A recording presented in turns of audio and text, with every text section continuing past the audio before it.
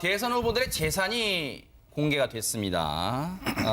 얼마나 될지 궁금하시죠? 그런데 과연 누가 제일 많을지 관심일 텐데 1위가 누굴까요? 뭐 예상하셨겠습니다만 국민의당 안철수 후보가 1,196억 9천만 원을 신고해서 지금 대선 후보 5명, 주요 대선 후보 5명 중에서는 1등인데 아마 15명 다 합쳐도 15명 다 계산해도 1등일 거예요.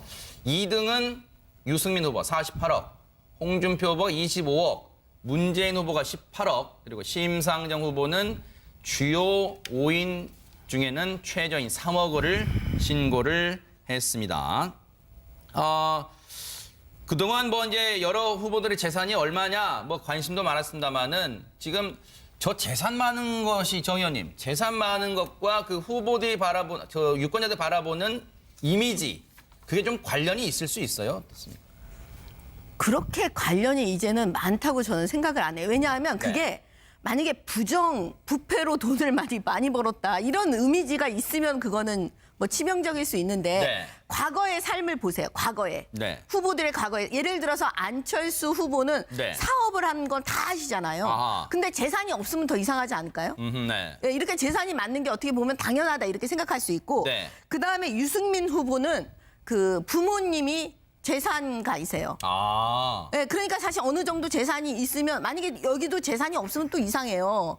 그다음에 홍준표 후보는 본인이 서민이고 그다음에 검사를 했고 어떻게 보면 월급을 받는 공무원이었잖아요. 그런 상태에서 정치권에 왔으니까 재산이 당연히 이 정도 되지 않을까라고 추측을 해보고요. 그다음에 문재인 후보는 그러면은 과거에 예를 들어서 부모님이 재산이 많다거나 아니면은 변호사를 지금 하셨죠?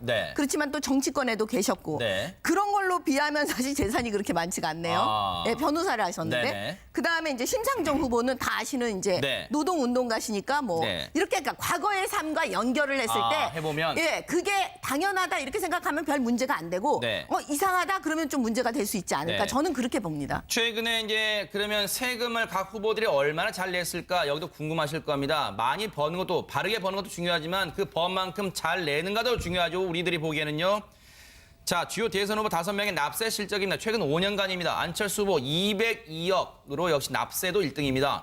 문재인 후보가 2억 2천만 원 정도, 홍준표 후보가 1억 4천만 원 정도, 유승민 후보 8,984만 원, 심상정 후보 2,435억, 5만 원입니다.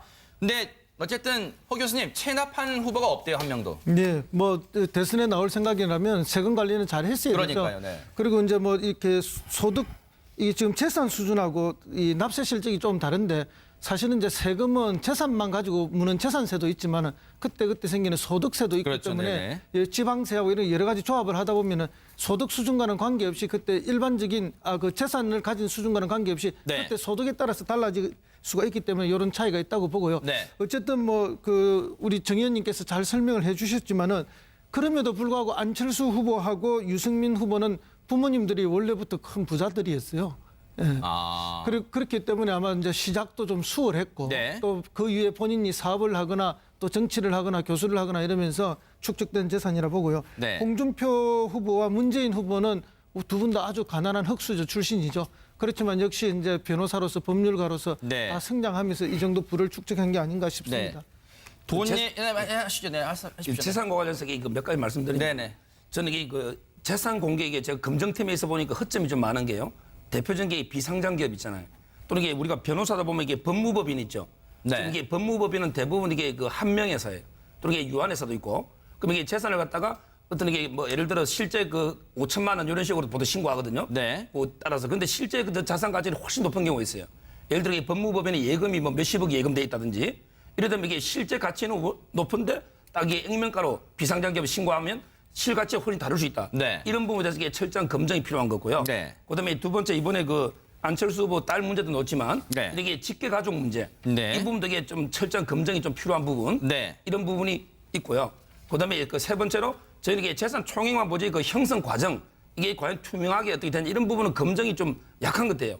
뭔가 이게 총액만 딱 관심 가지고 보지 이게 어떻게 형성됐는지 뭔가 이게 좀 더 철저한 검증이 필요한 게 아닌가 이 세 가지를 지적합니다. 자, 돈 얘기 하나 더 해보겠습니다. 선관위가요, 중앙선관위가 내일 후보자, 등록된 후보자들에 대해서 이제 선거 보조금을 지급할 예정입니다. 아마 이제 정당들에 대해서인데요. 가장 많이 받아간 정당은 어디겠습니까? 뭐 예상대로 가장 많은 의석수를 갖고 있는 더불어민주당일 텐데 123억 번 받아간대요. 자유한국당 93석인데 119억, 국민의당 40석 86억, 바른정당 33석 63억, 정의당은 6석 27억, 새누리당 1석 3,200만 원 이렇게 돼 있습니다. 그런데 이제 이번 대선에서 각 당이 저건 이제 선관위가 지급하는 국가 보조금이고요. 이번 선거에서는 각 후보가 최대 509억까지 쓸 수 있어요. 그래서 대선이 정말 어마어마한 돈이 들어갑니다. 그런데 이 509억에 대해서 이 득표를 많이 하는 후보들은 걱정이 없어요. 왜 그런 줄 아세요? 정 의원님 왜 그런 겁니까? 10% 이상을 얻으면 네. 투표. 그러면 어떻게 되냐면 절반 정도 나와요. 보전을 해주는 거죠. 네. 쓴 돈. 네. 근데 이게 뭐냐면 15% 네. 이상이 되면 전액 보전을 전액 받아요. 보전이에요? 네. 그러니까 뭐냐면 10% 미만을 했을 때가 제일 문제겠죠. 왜요? 보전을 한 푼도 못 보전을 받아요? 못 받으니까. 예, 한 푼도 못 받아요. 득표율이 10% 미만이면 한 푼도 못 받아요? 네. 그래서 여기서 예민한 거예요. 그 지점이 지금. 네. 예. 그렇게 되면 박 교수님, 네. 지지율이 10% 미만, 이번에 대선 후보를 낸 정당에서는 득표율이 10% 미만이면 천문학적 돈을 쓰고도 돌려받지 못하면 당 사정, 당 재정이 휘청할 수 있겠네요. 채무자가 되는 거죠. 아하. 재정이 흔들리는 거죠. 네. 아마 그런 점에서 지금 바른정당도 마찬가지고 네. 자유한국당도 고민이 많은 것 같아요. 네. 과연 이 돈을 엄청 쏟아부어가지고 10% 이왕이면 15% 네. 득표를 못할 경우에 혹시나 또 한 푼도 덜 못 받으면은 당의 기반이 무너져 버려요. 그러면은 내년에 큰 선거도 치르지 못하고 사실은 당에는 네. 당에 많은 인력들이 있지 않습니까? 네. 정책 기능도 있는 것이고 이분들 돌리지 못하면은 네. 대선 끝나고 난 다음에 그게 멘붕에 빠져버려요. 네. 이런 것들 때문에 아마 네. 양쪽 정당에서 지지율이 아직 고민이 10%가 안 되는 고민 당에서는 이게 완주를 해야 되느냐라고 네. 하는 고민이 있는 것으로 알고 있습니다. 네. 아니 그 바른정당 같은 경우에는 저희가 한 60억 정도를 받습니다. 네. 그러면 거기다가 플러스 한 40억 정도는 지금 뭐냐면 당원과 그다음에 위원장들이 전부 돈을 내요. 네. 예? 내 가지고 우리는 그 돈으로 선거를 치르겠다라고 네네. 이미 결정이 됐는데 이에 반해서 자유한국당은 더 심각합니다. 왜냐하면 지금 한 410억 정도로 돈을 쓰겠다고 이미 예상을 해요. 네. 그러면 그 금액에 일부 이제 국가로부터 보조를 받고 네. 한 120억 좀 넘는 걸로 알고 있는데 네네. 예. 앞서 보니까 자유한국당이 112억 정도 됩니다. 119억. 네. 맞아요. 120억 정도 되네요. 그러면 네. 지금 410억에서 지금 돈이 많이 지금 부족하잖아요. 네. 그럼 그걸 어떻게 하냐면 당의 재산, 네. 당의 당사 건물이라든가 이 아, 부동산을 은행에 담보로 하고 그다음에 돈을 빌리는 거예요. 네. 그래서 그 돈으로 써요. 그런데 네. 만약에 10% 미만일 때는 어떻게 되겠습니까? 그거를 그거를 이제 온전히 빚이 되네요. 빚이 돼버리는 그런 상황이 돼버리는 거죠. 아하, 네. 허 예. 교수님, 네. 그래서 이제 이런 현실적인 문제 때문에 이제 굉장히 큰 스트레스가 있는데 사실은 이제 과거의 작은 정당들은 늘 이런 문제를 안고 해왔습니다. 그러나 이제 그게 늘 일상적인 일이었기 때문에 잘 네. 견뎌왔는데 지금 바른정당하고 자유한국당은 초유의 일입니다. 그동안 늘 크고 따뜻한 집에서 풍성한 음식으로 선거를 해왔거든요. 네. 그런데 갑자기 집도 너무 작아지고 또 너무 뭐 음식도 없는 그래서 이 허리띠를 졸라매고 해야 되는 또 빚을 내야 되는 이런 상황이 처음 지금 봉착한 거 아닙니까? 그러니까 이제 이 상황 자체가 매우 견디기가 어려운 거예요. 네. 그러니까 소속 의원들도 지금 신이 안 나고 네. 심지어 뭐 이거 합치해야 되는 거 아닌가라는 이야기가 뒤에서 더 많이 나오는 것도 있고 심지어 이거는 뭐 그야말로 지나가는 말씀입니다만은 어느 정당 같은 경우에는 각급 선대위원장 임명식을 했는데 그 선대 임명장 받고 나온 분들이 돌아 나와서 앞에 찻집이나 밥집에서 하시는 말씀이 다른 누구를 지지해야 되는 거 아닌가 이런 이야기가 나올 정도로 지금 아주 혼미한 상황에 있는 게 사실입니다. 네. 그것은 결국은 과거에 누렸던 그런 여러 가지 풍족함들이 지금 네. 이 보수가 괴멸되면서 아주 어려운 상황에 처했기 때문에 네. 그 어려움을 몇 배로 더 느끼는 것이 아닌가. 네. 그래서 이제 우스갯소리로 이런 이야기가 있죠. 만약에 홍준표 후보가 14.9%를 받으면 어떻게 되느냐. 그리고 유승민 후보가 9.9%를 받으면 어떻게 되느냐. 실제 이제 득표는 그거보다 오히려 더 할 수도 있고 대구 경북을 중심으로 하는 보수 세력이 결국 마지막 순간에는 직결해서 어느 정도 표를 주지 않을까 하는 이런 예측도 하면서 그 선이 과연 그걸 넘지 못했을 때 방금 네. 정 의원님께서 말씀하셨던 그런 아주 난처하고 곤란한 지경에 처할 수가 있다는 얘기죠. 네. 근데 돈 문제는요, 네네. 사실은 당의 문제죠. 국민들 문제는 아니거든요. 각 정당에서 돈이 뭐 채무가 많다 뭐 이런 게 사실 국민들이 그런 거 생각하시면서 네. 이렇게 표를 찍거나 그럴 거라고는 전 생각 안 해요. 네. 다만 뭐냐면 우리가 살림을 할 때도 상황이 바뀌면 그렇잖아요.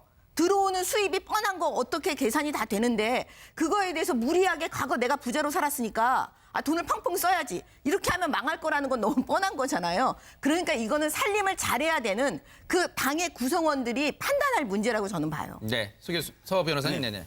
결국 이 정당의 법적 성격이 중요한데요. 정당은 이게 법적 성격이 권리 능력 없는 사단이에요. 이 말은 이게 교회 있잖아요. 교회하고 비슷해요. 그래서 이게 재산이 모든 게 구성원의 총유입니다. 총유. 따라서 이게 정당이 채무자가 되는 게 아니고 이게 자유한국당이 200억 대출 받아가 쓰는데 만약에 파산한다, 뭐 조은진이 말했는데 그럴 리가 없고요. 정당은 파산하는 게 없어요. 왜냐하면 교회처럼. 따라서 이게 아마 제가 보기에는 만약에 이게 10%, 15% 모노드가 보존을 못 받으면 그럼 이게 채권자들이 아마 담보를 잡은 뭐 당사 같은 걸 담보를 잡은 사람은 받겠죠. 그러게 담보가 없는 사람은 그냥 뗄 수밖에 없어요. 왜 구성원이 돈을 내가 갚을 의무가 없어요. 총유는. 네. 네. 모르게 법적 성격을 좀 말씀드립니다. 네. 대선 후보들의 재산이 공개가 됐습니다. 얼마나 될지 궁금하시죠? 그런데 과연 누가 제일 많을지 관심일 텐데 1위가 누굴까요? 뭐 예상하셨겠습니다만 국민의당 안철수 후보가 1,196억 9천만 원을 신고해서 지금 대선 후보 5명, 주요 대선 후보 5명 중에서는 1등인데 아마 15명 다 합쳐도 15명 다 계산해도 1등일 거예요. 2등은 유승민 후보 48억, 홍준표 후보가 25억, 문재인 후보가 18억, 그리고 심상정 후보는 주요 5인 중에는 최저인 3억을 신고를. 네, 그러니까 사실 어느 정도 재산이 있으면 만약에 여기도 재산이 없으면 또 이상해요. 그 다음에 홍준표 후보는 본인이 서민이고 그 다음에 검사를 했고 네. 어떻게 보면 월급을 받는 공무원이었잖아요. 네. 그런 상태에서 정치권에 왔으니까 재산이 당연히 이 정도 되지 않을까라고 추측을 해보고요. 그다음에 네. 문재인 후보는 그러면은 과거에 예를 들어서 부모님이 재산이 많다거나 아니면은 변호사를 지금 하셨죠. 네. 그렇지만 또 정치권에도 계셨고 네. 그런 걸로 비하면 사실 재산이 그렇게 많지가 않네요. 네, 변호사를 하셨는데 네네. 그다음에 이제 심상정 후보는 다 아시는 이제 네. 노동운동가시니까 뭐 네. 이렇게 그러니까 과거의 삶과 연결을 했을 때 해보면 예, 그게 당연하다 이렇게 생각하면 별 문제가 안 되고 네. 이상하다 그러면 좀 문제가 될 수 있지 않을까. 네. 저는 그렇게 봅니다. 최근에 이제 그러면 지방세하고 이런 여러 가지 조합을 하다 보면은 소득 수준과는 관계없이 그때 일반적인 그 재산을 가진 수준과는 관계없이 네. 그때 소득에 따라서 달라질 수가 있기 때문에 이런 차이가 있다고 보고요. 네. 어쨌든 뭐 우리 정 의원님께서 잘 설명을 해주셨지만은 그럼에도 불구하고 안철수 후보하고 유승민 후보는 부모님들이 원래부터 큰 부자들이었어요. 예. 그렇기 때문에 아마 이제 시작도 좀 수월했고 네. 또 그 이후에 본인이 사업을 하거나 또 정치를 하거나 교수를 하거나 이러면서 축적된 재산이라 보고요. 네. 홍준표 후보와 문재인 후보는 두 분 다 아주 가난한 흑수저 출신이죠. 그렇지만 역시 이제 변호사로서 법률가로서 네. 다 성장하면서 이 정도 부를 축적한 게 아닌가 싶습니다. 네. 돈이 하시죠. 네, 하십시오. 재산과 관련해서 몇 가지 말씀드리면 네네. 저는 재산 공개 이게 제가 검증팀에서 본 세금을 각 후보들이 얼마나 잘 냈을까 여기도 궁금하실 겁니다. 많이 버는 것도 바르게 버는 것도 중요하지만 그 번만큼 잘 내는가도 중요하죠. 우리들이 보기에는요. 자, 주요 대선 후보 5명의 납세 실적입니다. 최근 5년간입니다. 안철수 후보 202억으로 역시 납세도 1등입니다. 문재인 후보가 2억 2천만 원 정도, 홍준표 후보가 1억 4천만 원 정도, 유승민 후보 8,984만 원, 심상정 후보 5만 원입니다. 근데 어쨌든 허 교수님 체납한 후보가 없대요, 한 명도. 네, 뭐 대선에 나올 생각이라면 세금 관리는 잘 했어야 그러니까요, 되죠. 네. 그리고 이제 뭐 이렇게 소득 이 지금 재산 수준하고 이 납세 실적이 좀 다른데 사실은 이제 세금은 재산만 가지고 무는 재산세도 있지만은 그때 생기는 소득세도 있기 그렇죠, 때문에 네네. 했습니다. 그동안 뭐 이제 여러 후보들의 재산이 얼마냐 뭐 관심도 많았습니다만은 지금 저 재산 많은 것이 정 의원님 재산 많은 것과 그 후보들이 유권자들 바라보는 이미지 그게 좀 관련이 있을 수 있어요? 어떻습니까? 그렇게 관련이 이제는 많다고 저는 생각을 안 해요. 왜냐하면 그게 네. 만약에 부패로 돈을 많이 벌었다 이런 이미지가 있으면 그거는 뭐 치명적일 수 있는데 네. 과거의 삶을 보세요. 과거에 네. 후보들의 과거에 예를 들어서 안철수 후보는 네. 사업을 한 건 다 아시잖아요. 아하. 근데 재산이 없으면 더 이상하지 않을까요? 네. 예, 이렇게 재산이 많는 게 어떻게 보면 당연하다 이렇게 생각할 수 있고 네. 그다음에 유승민 후보는 그 부모님이 재산가이세요.